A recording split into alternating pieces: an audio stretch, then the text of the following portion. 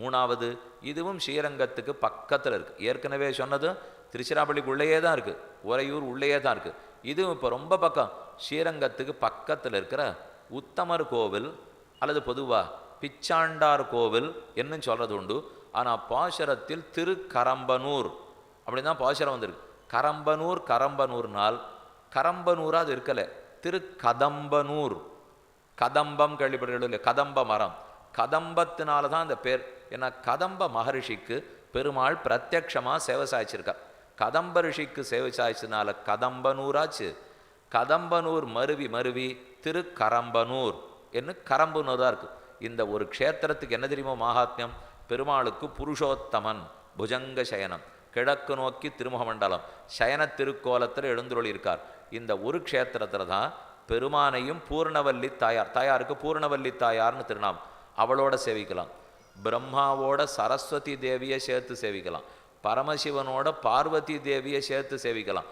மும்மூர்த்திகளும் தங்கள் தங்கள் தேவிமார்களோடு இருக்கிற ஒரே க்ஷேத்திரம்னே சொல்லலாம்.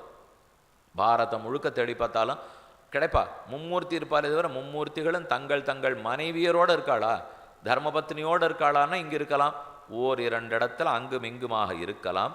ரொம்ப ஆச்சரியமான க்ஷேத்திரம் இது. மும்மூர்த்திகளுக்கு மேற்பட்ட க்ஷேத்திரம்.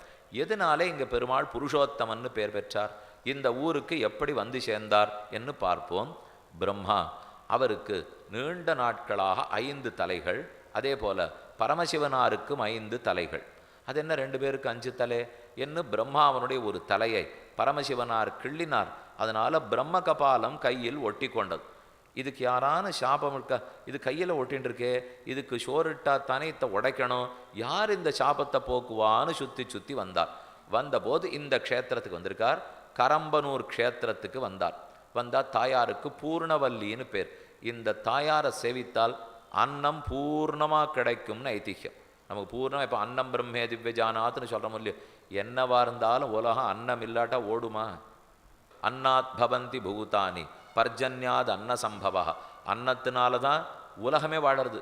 அன்னம் ஜலம் மழை பெஞ்சாத்தான் அன்னமே வரும். அப்போ இவ்வளவு முக்கியம்னா பூர்ணவல்லி தாயார் தன் கைப்பிடி சோரை எடுத்து சிவபெருமானுக்கு இட்டாள். அத்தோட கபாலம் 100 உடஞ்சி போச்சு. அப்போ அவனுக்கே கபாலத்திலிருந்து விமோச்சனத்தை பெற்று கொடுத்தவள், அவருக்கே தன்னிடத்திலேருந்து அன்னத்தை இட்டு அதனால நன்மை செய்தவள். அதான் பூர்ணவல்லி தாயாருக்கே இருக்கிற ஏற்றம். பெருமாள் ஒரு முறை பிரம்மாவை பரீட்சை பண்ணணுங்கிறதுக்காக தானே கதம்ப மரமாக இந்த க்ஷேத்திரத்தில் இருந்தார். தன் கமண்டலு தீர்த்தத்தை எடுத்து கதம்ப மரத்துக்கு பிரம்மாதான் திருமஞ்சனம் செய்கிறார். அதுக்கப்புறம்தான் பிரம்மாவுக்கு பிரத்யக்ஷமாக பெருமாள் சேவை சாதிக்கிறார். அப்போ தான் அவர் புருஷோத்தமன்னு பேர் பெற்றார். சரித்திரம் என்னன்னு பார்ப்போம். இந்த க்ஷேத்திரத்தில் கதம்ப மகரிஷிக்கு பிரத்யக்ஷத்துக்காக, 2வது கதம்ப மரமாகவே இருந்து பிரம்மாவனிடத்திலேருந்து திருமஞ்சனம் அபிஷேகத்தை ஏற்றுக்கொண்டவர். அதனால கரம்பனூர். மும்மூர்த்திகளும் எழுந்துருளி இருக்கின்றனர். கார்த்திகை திருநாள் வரச்சே சிவபெருமானும் பெருமாளும் 2 பேரும் சேர்ந்து பவனி வருவார். இது கண்கொள்ளா காட்சியாக இருக்கும். இது போல் பல இடத்துல சிவன் கோவிலும் பெருமாள் கோவிலும் ஒரே சன்னிதானத்துக்குள்ளே இருக்குது. ஏன் திருக்கண்ணபுரம் சௌரி பெருமாளுடைய ஆஸ்தானம், அங்கே சிவன் திருக்கோலமே சௌரி பெருமாள் போட்டுக்கிறார். இங்கே நான் சொன்னதான 2 பேரும் சேர்ந்து வரா. சிவனும் பெருமாளும் 2 பேரும் சேர்ந்து வந்ததை சொன்னேன் இப்போ. ஆனால் திருக்கண்ணபுரத்திலே சிவன் திருக்கோலத்தோடையே ஒரு முறை வருகிறார். இப்போ திருக்கோட்டியூருக்கு போனேன்னா முன்னாடி சிவபெருமான் இருக்கார். திருக்குறுங்குடிக்கு போனோம்னா கூட சேர்ந்து எழுந்துள்ளிருக்கார். காஞ்சிபுரத்தில் 2 இடத்துல பெரிய சிவக்ஷேத்திரத்துக்குள்ளதான் பெருமாளே எழுந்துள்ளிருக்கார். இப்படி பல இடத்துலையும் நாம் சேவித்து கொள்ளலாம். அதனால் கார்த்திகை திருநாளில் இப்படி சேர்ந்து எழுந்துள்ளுகிறார். இந்த க்ஷேத்திரத்தில் பெருமாளை சேவிச்சுட்டு வலம் வரும்போது ஒரு அழகான வாழை கதலி மரம், அதான் க்ஷேத்திரத்துக்குன்னு மரம். ஒரு திவ்யதேசத்துக்குன்னு போனோம்னா இன்னென்னதை சேவிக்கணும், அங்கே இருக்கிற தீர்த்தம் என்ன, புஷ்கரணி முக்கியம், விமானம் என்ன புஷ்கரணி சேவிக்கணும். ஸ்தல விருட்சம்னு சொல்லுவா தெரியுமா, அந்த ஸ்தலத்துக்குன்னு இருக்கிற மரம். சில இடத்துல ஆலமரமாக இருக்கும், அரச மரமாக இருக்கும், நெல்லிக்காய் மரமாக இருக்கும், பலா மரமாக இருக்கும், மாமரமாக இருக்கும்.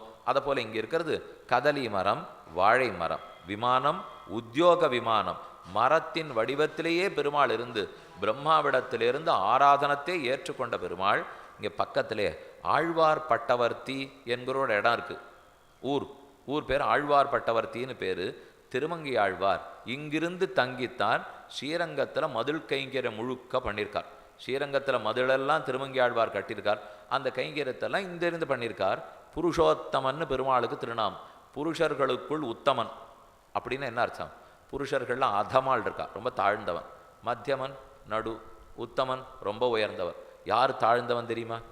நான் நன்னா இருக்கணுங்கிறதுக்காக புறத்தையாருக்கு எடுக்கிறேனே, அவன் தான் தாழ்ந்தவன். யார் நடு?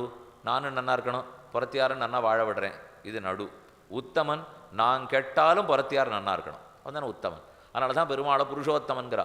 உத்தம புருஷஸ்துவன்யா பரமாத்மேத்யுதாகிருதா அதோஸ்மி லோகே வேதேச்ச பிரதிதா புருஷோத்தமஹா. பூர்ணவல்லி தாயாரோடே பெருமான் கதம்ப மர உருவமாகவே இருந்து புருஷர்களுக்குள் உத்தமனாய், தேவதைகளுக்கெல்லாம் தலைவனாய், ஆத்மாக்கள் அனைவரை காட்டிலும் ஏற்றமுடையவராய் எழுந்துருள் இருக்கிறார். மூன்றாவது க்ஷேத்திரம் திருக்கரம்பனூர். கரம்பனூர் பிச்சாண்டார் கோவில்னு சொல்கிறாலும் இல்லையோ, என்ன பிக்ஷை எடுத்துக்கொண்டு ருத்ரன் வந்து பூர்ணவல்லி தாயாரிடத்திலே அன்னம் பெற்று அதனால சாபமே தீர்ந்தார். சாபம் தீர்ந்தார்னு அடுத்தது பார்க்க போகிறோம். இங்கு பெற்றுக்கொண்டாருங்கிறதுனால தான் திருக்கரம்பனூர். ஒரே கூட்டம். சரஸ்வதி தேவி இருக்காளோ இல்லையோ, படிக்கிற பிள்ளைகள்லாம் அங்கே தான் வரா.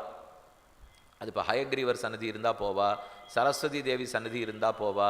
இந்தந்த தெய்வத்தினிடத்தில் இன்னென்ன பிரார்த்தித்து இன்னென்ன பெற்றுக்கலாம் இல்லையோ, அவசியம் நீங்களும் திருக்கரம்பனூர் உத்தமனை தரிசித்து கொள்ள வேண்டும். ஆழ்வார் தன்னுடைய பாசுரத்திலே சாதிக்கிறார்.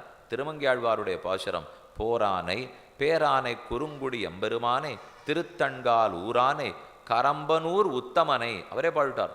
உத்தம பெருமாளை பாடுறேன், திருக்கரம்பனூர் புருஷோத்தமனை பாடுகிறேன்.